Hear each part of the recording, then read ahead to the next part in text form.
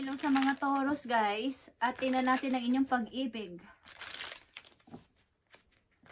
Taurus, this is for you.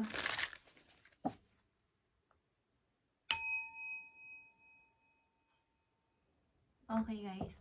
Sakto na may nakita akong comment na nagsasabi ng bakit walang reading ang Taurus. Guys, hindi po kasi ako basta-basta nagre-reading. Okay, ako ay nagme-meditate muna at pinagpipray ang mga sign na pwedeng i-read sa ganong araw. Guys, okay. Hihingin natin ng message ang inyong sign. Kung sino ang bibigyan na mga energy sapagkat maraming kung Taurus, maraming Taurus. Kung Leo, maraming Leo. Kung Aries, maraming Aries. Okay. At kung ano yung message is yun ang sinasabi natin dito.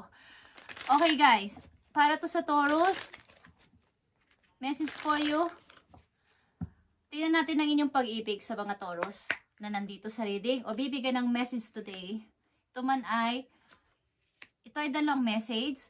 Okay, kung ito ay same person or magkaiba ng energy ng Taurus. Okay, open yourself to love. Takot ang ilan sa inyong umibig na Taurus. Okay. Takot na kayong umibig ang ilan sa inyo. Titingnan natin to guys.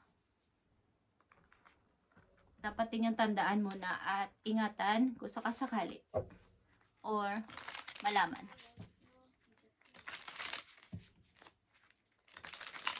Para to sa inyo pag-ibig, Taurus. At paparating na message ang reading na to.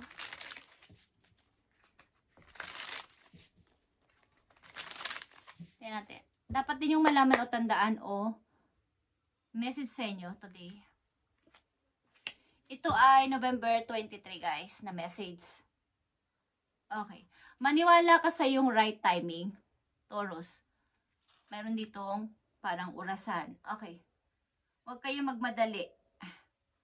Meron ditong competition. May other woman sa inyo. Kung kayo nasa relasyon at kayo ay babae, meron ditong other woman sa inyong na nai-involve sa inyong kakoneksyon. Guys, okay, sa ilang Taurus. May competition ba? So, kung ito ay, kaya ang ilan sa inyo ay takot umibig. But may dumarating naman o may tao naman nandyan. Laging may competition kasi. Okay. Ilan sa inyo, laging may kakompetisyon. O laging may other woman o other man sa inyong kakoneksyon. Guys, marilan sa inyo ay nasa malayo at hindi magkasama palagi. Mari ninyong sitwasyon sa mga Taurus na nandito sa reading o bibigyan ng message today, November 23. Guys, at kapag ito ay na-late ng upload, is bukas na ito ma-upload. But ito ay November 23. Start November 23. Yeah. Ang ilan sa inyo ay heartbroken or malungkot at still healing. Still healing guys. Meron man sa inyong, kung kayo babae, meron sa inyong gustong nag-aalok, ng parang isang magandang chance ito kung iisipin ninyo. Maaaring ito ay opportunity. Meron sa inyo nag-aalok. Okay. Okay, tingnan natin ang inyong pag-ibig message. Unrequited feelings is here, guys. There is not enough love to keep this relationship going in a healthy way. Yeah, guys. Maaaring on and off relationship ang ilan sa inyo na Taurus na nandito sa reading. At hindi ito masasabing healthy na relasyon. Aalis siya, magsusorry, aalis na naman, mag-aaway na naman, o magkokolok muna. Tapos, sasabihin, hindi pa tayo tapos, wala pang closure. O yung isa umaasa na babalik pa. Okay, hindi ito healthy na relationship, Taurus. At nandito, ang be honest. Heart-to-heart conversations are necessary. It is safe for you to talk about your feelings. Okay, ang ilan sa inyo ay hirap na hirap sa sitwasyon na to sapagkat hindi nyo masabi-sabi ang inyong nararamdaman sa taong inyong kakoneksyon. Kung kayo nasasaktan na ba, nasasakal na ba, or nagsiselos, or nagdududa sa relasyon na to? Ano ba talaga tayo? At ano ba talaga? Official ba to o parang laro-laro lang? Okay, Taurus. At sa ilang Taurus na nandito ay may mga competition palagi pag nagkaroon kayo ng relasyon. May laging may other man o other woman sa inyong connection, guys. Okay. So, kaya dito ang right timing, right time, o right timing para sa'yo is huwag mong pilitin kung hindi na yun healthy is i-release mo ng maayos o ng natural lang. At darating ang talagang taong para sa'yo. Tingnan natin ang message po iyo. Ito ay healing energy galing sa iyong galing sa healing energy message para sa mga Taurus.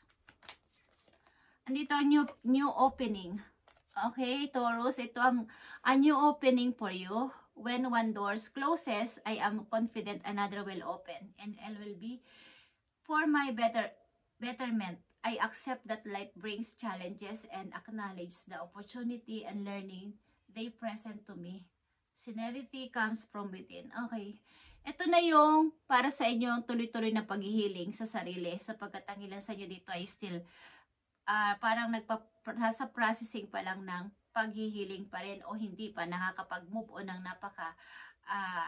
mabagal ang pag-move on ninyo sapagkat nasaktan nga kayo is huwag niyong ipilit ang mga doon na nagsara na para sa inyo o mga relasyon na nakasara na. Huwag niyo nang piliting sana magbalik pa siya or sana balikan niya pa ako.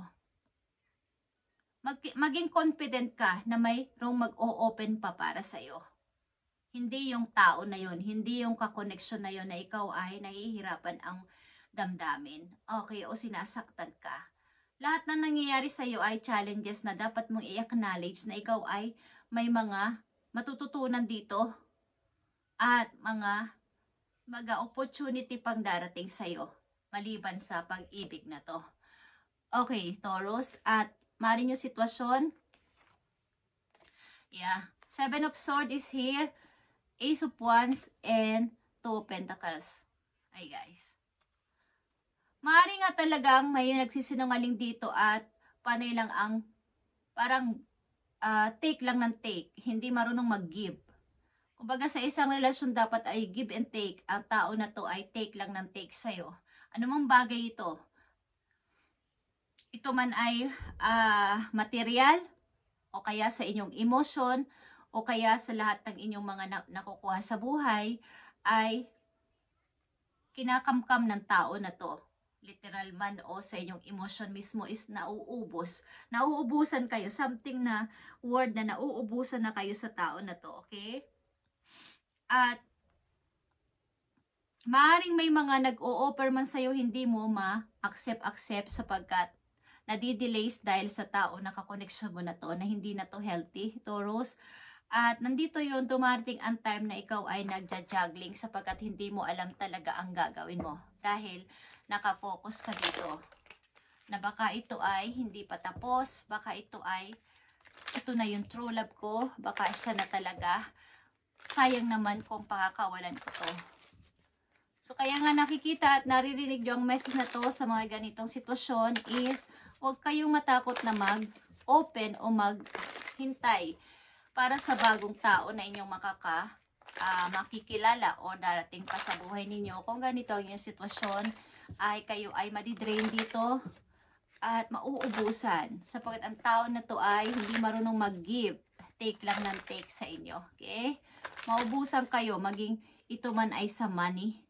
Yeah, may mga good news na paparating sa inyo, guys. So kayo ay mamili. Maaari din kayo ay may pinamimili ang work. Hindi kayo makapamili sapagkat magulo ang inyong utak. Okay. Taurus, message po you o paalala.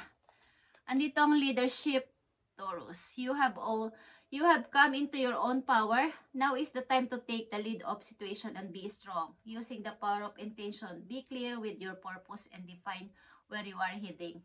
Okay, kayo ay nakatakdang maging, kung kayo ay magtatrabaho ng puspusan at makakapag-healing ng maayos dito, ng tuloy-tuloy is aani kayo ng tagumpay sa trabaho ninyo, guys. Maaaring kayo din ay tataas ang posisyon sa trabaho or magkakaroon ng maayos na kita sa inyong trabahong pipiliin simula sa araw na to. Maging clear lang ang inyong intention at gamitin ang inyong own power dito sapagkat kayo ay merong kakayanan na mag-lead o maging leader sa inyong trabaho. Okay? Tingnan natin, dapat ninyong tandaan o malaman guys, keeping tabs, social media. Okay. Kayo ay mahilig magtingin-tingin sa social media o sa inyong mga maring doon kayo, maraming oras ang ilan sa inyo Taurus sa social media at doon nyo rin nakikita ang mga, kung kayo may kakoneksyon is doon kayo nakakahagilap ng mga balita about dito sa inyong kakoneksyon. Okay. At maaaring doon nyo rin, ang ilan sa inyo, doon nyo rin nakilala ang inyong kakoneksyon. Okay, tingnan natin ang papatin na message sa mga Taurus na nandito sa reading at binibigyan ng message today. Guys, dalawang mahalagang message na paparating sa inyo. Dalawang message na mahalagang paparating sa inyo, guys. Tingnan natin. Yeah. 7 of Swords is here. Matuto ninyong alamin kung ano ang inyong nakalaan na maaaring dapat pa ninyong malaman simula sa araw na to, lalo na sa mga sa inyong mga paplanuhin. Simula sa araw na to, maaaring marami pa kayong dapat na kumbaga ma-expose pa kayo sa ilang bagay na hindi nyo alam na kaya nyo pala yan. Okay, Taurus, paparating na message for you. The star is here. Ito ay hope. Big star. Okay. Something na kayo ay umaasa na maaaring may darating pang magandang balita para sa inyo. At meron, guys. Maaaring ang star ay nagsisimbolize din para sa akin ng Christmas, guys. Okay? Maaaring Christmas or sa paparating na December, may mga good news kayong paparating. At andito ang Four of Swords, nanatili pa rin talaga kayo sa paghihiling o ang ilan sa inyo ay may nawalan literal na tao sa buhay ninyo or pumanaw sa inyo. At nandito yung kalungkutan at hanggang ngayon ay hindi pa kayo talaga maka-move on. Okay, Taurus, tingnan natin ang last message po you. Dito sa inyong pag-ibig ay huwag niyong pabayaan na take lang ng take ang tao na to sa inyo at kayo na uubusan ng lakas or ng nadidrain kayo. Marami papating na message sa inyo about sa inyo sa mga opportunity bago mapagkakalibangan at ito ay ito talaga yung gusto ninyo at ito ang sundin ninyo, guys. Maaring namimili kayo sa dalawang sitwasyon, ito man ay trabaho o tao. At ang ilan sa inyo ay laging nagtitingin-tingin sa social media, guys. Kahit late na ng gabi. Okay. Message for you, Taurus. Tingnan natin. Andito ang forgive. Okay, kung may nagkasala sa inyo o may nagawang kayo ng kasalanan o aliman dyan, guys, is andyan ang forgive. And matutong mag-relax paminsan-minsan. Okay, guys. Huwag kayong magpatalo sa madali kasi maapektuhan ng inyong emotion sa ilang Taurus na nandito. At nagkakaroon ng pagkalungkot.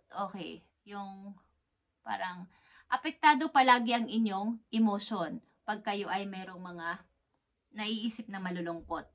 Okay, ang ilan sa inyo still healing pa din sa inyong present moment, guys. At maaaring may mga good news sa paparating sa inyo ngayong Pasko, ngayong December. Okay, at nandito ang big star. Something big star is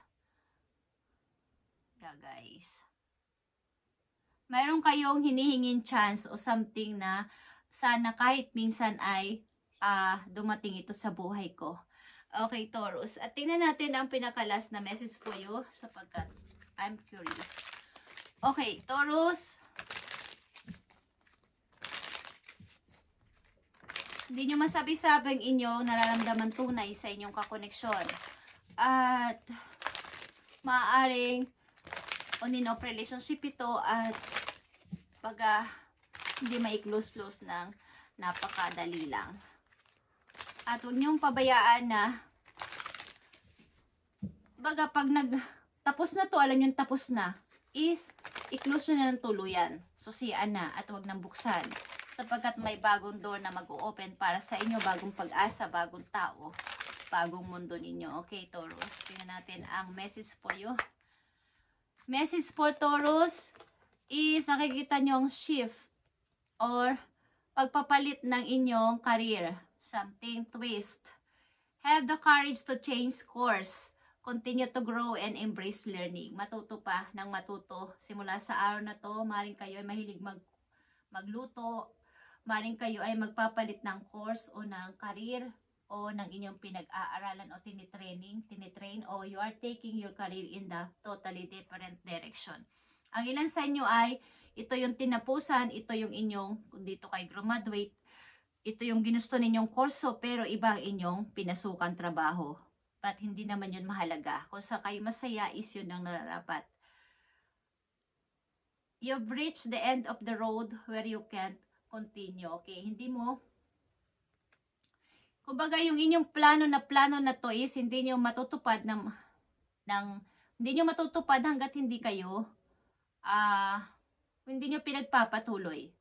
Hindi nyo ma-reach yung gusto kong pumunta ng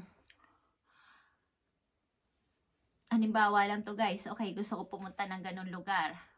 Pero hindi nyo naman kayang sumakay ng bus o hindi nyo kayang puntahan yung lugar na yun kasi hindi nyo alam o ayaw nyo magpunta na mag-isa. So kung hindi nyo susubukan at hindi nyo tatapangan is hindi nyo yun mararating. Hanggang plano lang. Okay guys? Yun ang napakasimpleng example lang.